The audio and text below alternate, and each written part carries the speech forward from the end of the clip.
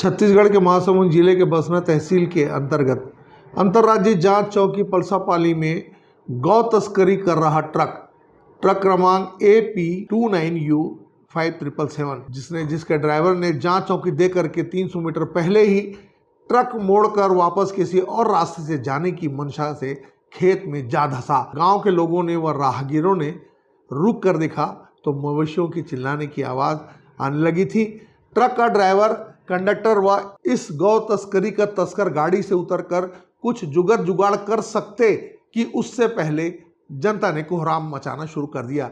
किसी ने हमें भी फोन कर सूचित किया और हम तत्काल अपनी टीम लेकर के घटनास्थल पर पहुंचे। नमस्कार, आदाब, सत श्री अकाल, प्रणाम। मैं अनीस लाला दानी। आज मैं छत्तीसगढ़ महासमुंद जिले के अकोरी बैरियर के पास हूँ। ये बैरियर जो है छत्तीसगढ़ और उड़ीसा के बीच का है। यहाँ एक बहुत ही दर्दनाक हादसा आज हुआ है।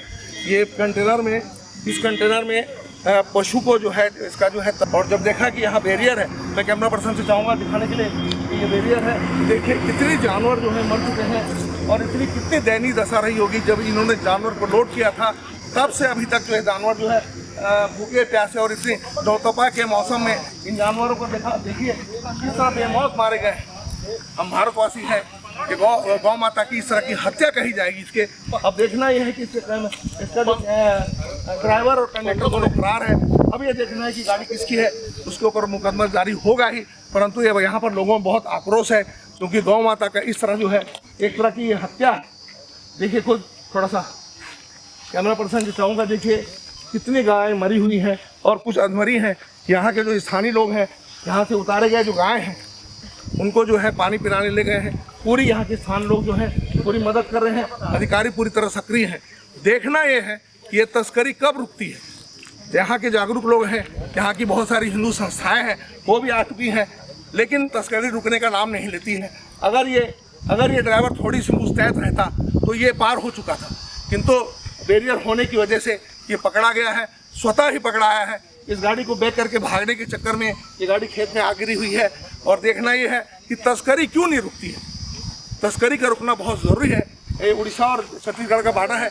आए दिन ये एक पकड़ाया तो हमें दिखता है कि एक पकड़ाया है, जबकि अनेकों गाड़ियां पार होती है। हमने वहां उपस्थित राष्ट्रीय बजरंग दल के पदाधिकारी से स्थिति के बारे में जाना। देखें ये रिपोर्ट। ये तो एक ही कंटेनर दिख रहा है आपको। मैंने अपने जीवन काल में लगभग 10,000 से ऊपर गौवंशों का तस्करी रोका है और लगभग 135 केसेस मेरे सरायपाली बसना पिथौरा में मैं दर्ज करवाया हूँ।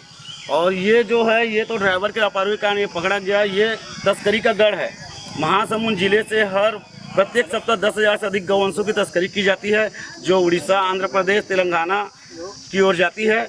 शासन प्रशासन सिर्फ दिखावटी रोकथाम के लिए बैठी है, रोक तो कहीं पर हुआ है ही नहीं। यहाँ पर सिर्फ ये अंतर्राज्यीय बॉर्डर है, उड़ीसा और छत्तीसगढ़ के बॉर्डर पॉइंट पे हम खड़े हैं, परंतु लगता नहीं है कि यहाँ पर तस्करी रुकेगी, क्योंकि शासन चाहती नहीं कि तस्करी रुके।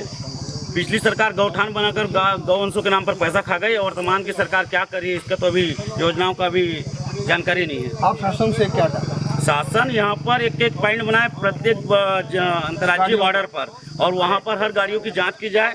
इस प्रकार से ट्रक में हल्दीराम लिखा हुआ, हल्दीराम नमकीन, जबकि अंदर पर गौवंश मिले हैं। 15 के आसपास गौवंश की मृत्यु हो चुकी है। उसको पानी पिलाने के लिए अपन तालाब की ओर लेके गए हैं। और इस प्रकार की घटना रुके, इसके लिए शासन प्रशासन को कड़ाई से पालन करना चाहिए और नियमानुसार यहाँ पर बॉर्डर पर एक चेक पोस्ट बनाना चाहिए। पैदल जो ले जाते हैं उसकी रोकथाम पैदल का तो एक शासन का जो गाइडलाइन है उसके नियम के तहत शासन कार्रवाई चाहती ही नहीं है, क्योंकि शासन पैदल ले जाने वालों के ऊपर में कार्रवाई इसलिए नहीं करती कि उनको परिवहन का खर्चा और गौवंशों के चारा पानी का टेंशन रहता है।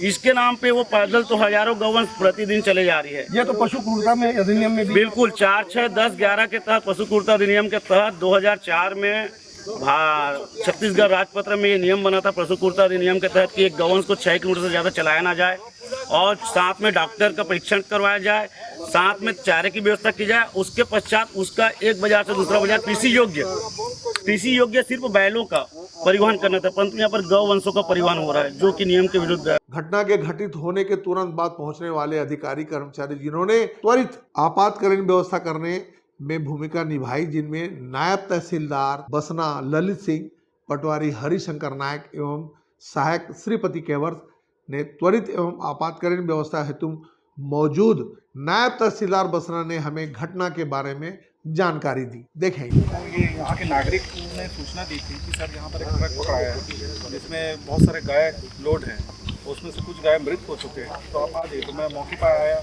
मेरे द्वारा निरीक्षण किया गया तो निरीक्षण में पाया कि बहुत सारी गाय मर चुकी हैं और कुछ गाय जिनको निकाला गया उनको पानी पिलाने के लिए ले गए हैं। अब उनके व्यवस्थापन के लिए पंचायत को हम सुपुर्द कर रहे हैं। सर ये क्या संवाद है? ये देखिए, एक तो बैरियर की वजह से भी ये बच गए और बाकी ऐसा पुलिस को भी निगरानी करना चाहिए, अपना उनको गश्ती बढ़ाना चाहिए इस मामले में। हम ये मामले में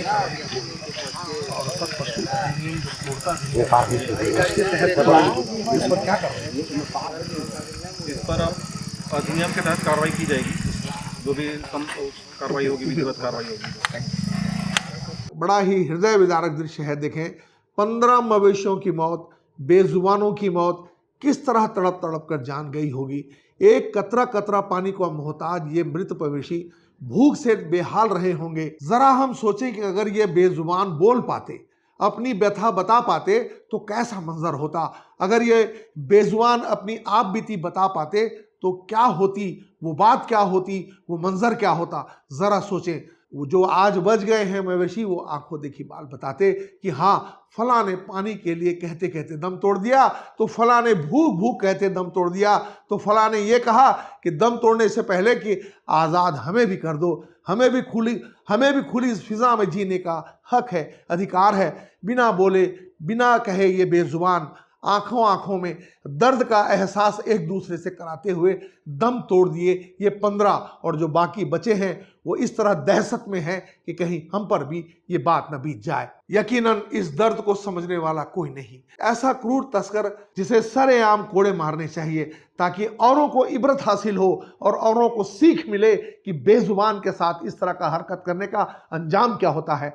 सबसे दुखद पहलू तो यह है कि ट्रक के खेत में घुसने के बाद चंद दूरी पर तैनात पुलिसकर्मी इन ड्राइवर और कंडक्टर से आकर मिलता है, समीप के पेड़ की छांव में जाकर बैठता है, उनसे बात करता है और 2 झापड़ भी लगाता है, उन्हें भागने का मौका देता है। सवाल यह है कि वो भागा कैसे और भागने कैसे दिया, किस कारण से ये अपने कर्तव्य का निर्वहन ये वहाँ पर तैनात चौकी में तैनात पुलिस ने क्यों नहीं किया, क्यों भागने दिया। वहां मौजूद सभी लोगों ने इस प्रश्न को बार बार उछाला है। अगर हम इस बात पर तवज्जो दें कि क्या बड़ी रकम दी गई, चूंकि वहां पर जो है तस्कर भी मौजूद था, या ये तस्कर हमेशा इसी राह से जाता है जिसकी हमेशा की तरह इसमें सेटिंग हो।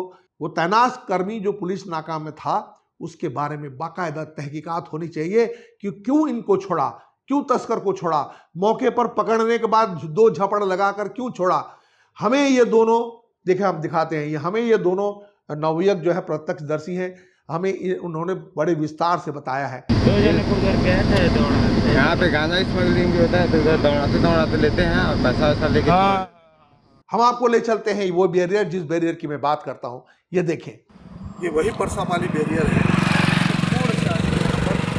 आज गायों से भरी हुई, पशुओं से भरी हुई गाड़ी जो है पलटी नहीं है, वो नीचे दब गई है, जिसकी वजह से वो ड्राइवर जो है भाग नहीं सका। कहा जाता है कि इसके ड्राइवर, जब पुलिस पहुंची तब तक ड्राइवर और कंडक्टर थे, उन्होंने उसे 1-2 जो रपट लगाई है और उनको भाग गए हैं। भागने का मतलब यह है कि पुलिस की निष्क्रियता दिखती है, उसे भागने क्यों दिया गया। आपको बता दें कि उक्त वाहन में, उस ट्रक में जिसमें कि हल्दीराम लिखा हुआ है, उस ट्रक में 15 जानवर जो है वो खत्म हो गए हैं और अभी उनकी गिनती की जा रही, जो अधमरे हैं और जो बचे हुए हैं। मैं आपको बता देना चाहता हूँ कि ये जो बैरियर है, देखिए अभी बंद पड़ी हुई है, अभी कोई नहीं है। हो सकता है कि ये वो वहाँ हो, लेकिन इस बात की जब बात चली कि यहाँ के 2 पुलिसकर्मी वहाँ पर थे, उनके सामने दोनों ट्रक और ड्राइवर थे और उन्हें जो है 2 रपट लगा कर छोड़ दी है, तो शायद ये यहाँ से भाग गए हैं। और देखिए बैरियर पूरी तरह खुली हुई है। इस बैरियर से मैं आपको बता देना चाहता हूँ कि सारी तस्करी का काम इस बैरियर से होता है। चढ़ावा चढ़ाइए और आराम से ले जाइए। जब पूर्व से ही ये सेटिंग रहते हैं कि मेरी गाड़ी फला नंबर की आ रही है, जिसे आप छोड़ देना। यहाँ से इधर से तो अभी प्रतिबंधित है, उसके बावजूद भी उड़ीसा जो है धान बेधड़ल्ले से ले जाया जा रहा है और बेधड़ल्ले से यहाँ से गिट्टी, रेत, मुरम और ना जाने गांजा जैसे बहुत बड़ी चीज़ इसी रास्ते से तस्करी होती है। लोगों का यहाँ आक्रोश इस बात को लेकर है यदि हम यहाँ से गुजरते हैं अपनी वाहन या मोटरसाइकिल में, अगर मैं कपड़ा व्यवसायी हूँ, कपड़ा लेकर जाता हूँ तो मुझे पूरी चेकिंग होती है, लेकिन बड़ी बड़ी गाड़ियों को ऐसे ही छोड़ दिया जाता है। इस वाहन में 52 मवेशी थे, जिनमें 15 की मौत हो गई, घायल 1 है तथा 36 मवेशियों को प्रशासन व वहां मौजूद गौ सेवक व राष्ट्रीय बजरंग दल के पदाधिकारियों ने आयोग की सलाह पर किसी गौशाला में भेजने की बात आपस में ये कर रहे थे। समाचार लिखे जाने तक इस बारे में हमें कोई और जानकारी नहीं है। कैमरा पर्सन अल्तमस आरिश के साथ मैं अनीस लाल अदानी। नमस्कार।